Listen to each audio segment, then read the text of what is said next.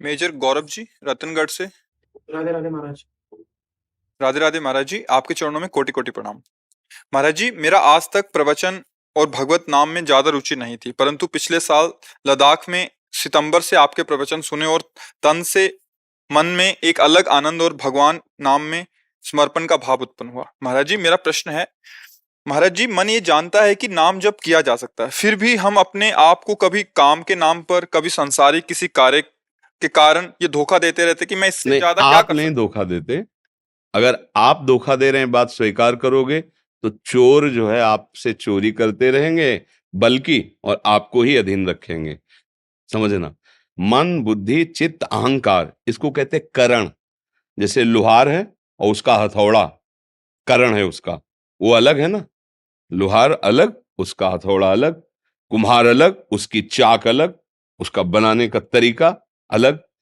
तो हम और हमारा मन ये अलग अलग है। हम, मन, बुद्धि, चित्त, अहंकार, इनको कहते हैं अंतःकरण। जैसे उसका हथौड़ा करण है, ऐसे हमारे करण है ये। अब क्या हुई, भूल इतनी हो गई कि हम इनको मैं मान लिए, हम मान लिए, इनमें इतने तन्मय हो गए कि मन और मैं दोनों एक जैसे हो गए। अब जो मन कहता वही हम अपनी बात मान लेते हैं। समझना भाई, यही गलती सुधारनी साधना होती है। मन जो कह रहा है उसमें तुम्हें जज बनकर जांचना है, ना कि वो तुम्हारी बात है, वो उसकी बात है। छोड़ो, बहुत काम है ऐसे। हाँ तो ठीक है, काम करेंगे, राधा राधा बोलेंगे, परेशानी क्या है तेरे को? काम कर रहे हैं जो हमारी ड्यूटी का। मान लो आप गन ले खड़े हो, राधा राधा राधा राधा, कहाँ से गोली आ जाए, कब कहाँ कैसे, तो राधा राधा राधा अंदर चल रहा है, बोलने की जरूरत थोड़ी। राधा राधा राधा राधा राधा, तो आपको देखना एक अजीब शक्ति, एक अनुपम शांति। पर मन क्या कहेगा, बंद करो यार, इसे बंद करो, थोड़ा गाना लगा लो, थोड़ा और कुछ सोच लो। वो आपके सामने पेश करेगा वस्तुएं, हमको उसकी बात माननी नहीं है, बस ये बात समझना है। महाराज जी ने लिखा कि हम इससे कैसे बचें, और मन में अजीब सा भय बना रहता है, इससे कैसे बचें? सत्संग के द्वारा। भय किस बात का बना रहता है? जब तुम्हें प्राणों का भय नहीं है। आर्मी का, अब आपने बताया ना आर्मी का, तो आर्मी का जवान तो प्राणों को तो पहले ही निछावर कर चुका है देशभक्ति पे। मान लो आप कहीं भी लगाए जाओ तो आप डर के भागोगे क्या? मुझे तो नहीं लगता। एक समुदाय में एक जोश होता है, जब हमारे देश के वीरों का कहीं भी, तो उसमें बैंड बजता है, उसमें ऐसे भाषण होते हैं प्रधान सेनापतियों के, जो कि जवान को बिल्कुल तैयार कर देते हैं, जोश आ जाता है। तो जब प्राणों को बलिहार कर सकते हैं देशभक्ति पर, तो भगवान की भक्ति में भय किस विषय का लगता है? अपने आप को जैसे कभी कभी करते हैं कि अभी तो मैं काम में लत हूँ, अब मैं नाम नहीं ले पा रहा, तो ये जो नहीं, इस तरीके का जो इसमें चतुराई देखनी है, मन फंसाए ना, समय बर्बाद ना करे। गोली चलाते हुए नाम जप नहीं हो सकता? बताइए हमें। जब अर्जुन को भगवान कह रहे मामुनिस्मर युद्ध चे, उसमें दिव्यास्त्रों का चिंतन करके सामने वाले के दिव्यास्त्रों को काटना है और उसको भी मारना है।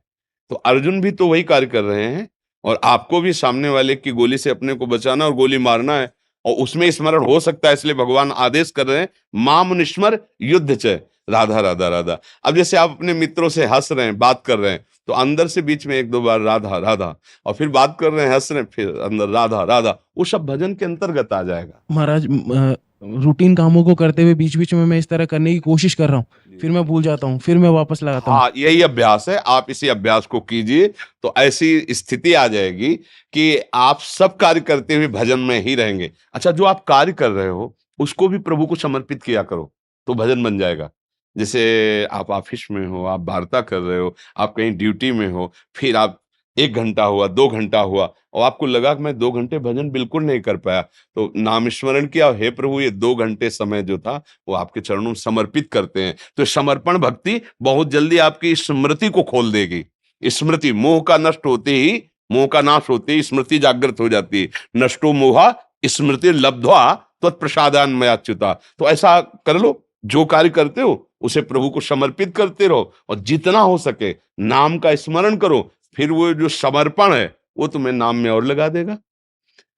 आप देखो, बस इतना रखो कि जहां तक हो सके गंदा विचार उत्पन्न करने वाला गंदा भोजन न हो, जहां तक हो सके। फिर आप राज सैनिक हो, जैसा भगवान आपको रखे, जहां तक हो सके अभक्ष पदार्थ से बचे और गंदे चरित्र अपने शरीर से ना हो जो नहीं होने चाहिए।